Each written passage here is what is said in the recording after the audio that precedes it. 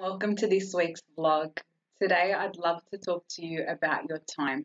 I see so many people rushing around and feeling confused, frustrated, and potentially missing out on quality in their relationships because of all the things that they've got going on. So, to begin with, I'd love to just give you 3 simple steps on how to declutter your mind and take inspired action in your life. First, I would definitely suggest writing down all of the things that you've got going on in your head about what you need to do.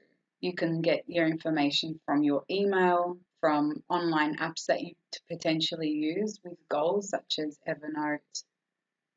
Even your banking statements can help give you ideas of things that you need to prioritize or potentially systemize in terms of payments, etc.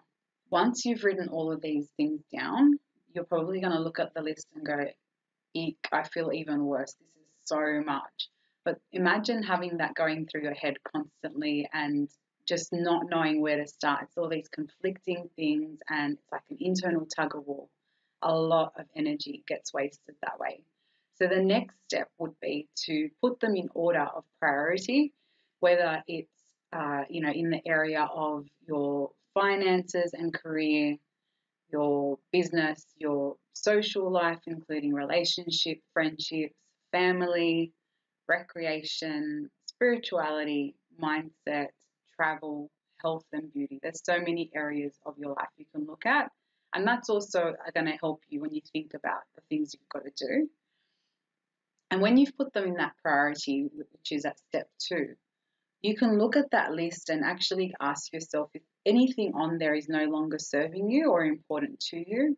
Especially when you understand what your core values are, you might realize that there's certain things that you've been pushing yourself to do that actually aren't aligned with what you want. So then you can ask yourself, who am I doing this for? Is this truly for myself or is this for somebody else? And if it is, can you potentially delegate that to somebody else if it's not your priority? And then the final step is to then start taking action based on the priorities. And in one case or 2 cases, you might find there's 2 things that absolutely need to start at the same time. And that can be really quite stressful to go, well, okay, I've narrowed it down, but what do I start with first? The best way to go about that is to just ask yourself, what would I tell a good friend to do in this situation? And you'll find that you'll probably be able to start on one thing and potentially you can juggle. You can start and spend an hour on one and then move to the next and then come back. But ideally, you don't want to overstimulate yourself and stress yourself too much either. So you can always aim for just 3 things a day that you can do and keep ticking off that list. And at the beginning of each month or each quarter, you can do that and track your progress over the month or the quarter as well.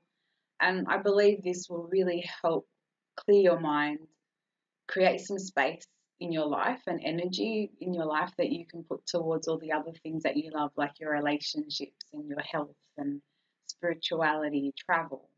I really hope that this has inspired you to take action to create a better quality of life for you. And I'd love to hear from you, so please post below or share with friends that you think can benefit. I really wish you an inspired and joyful week. Thanks for listening.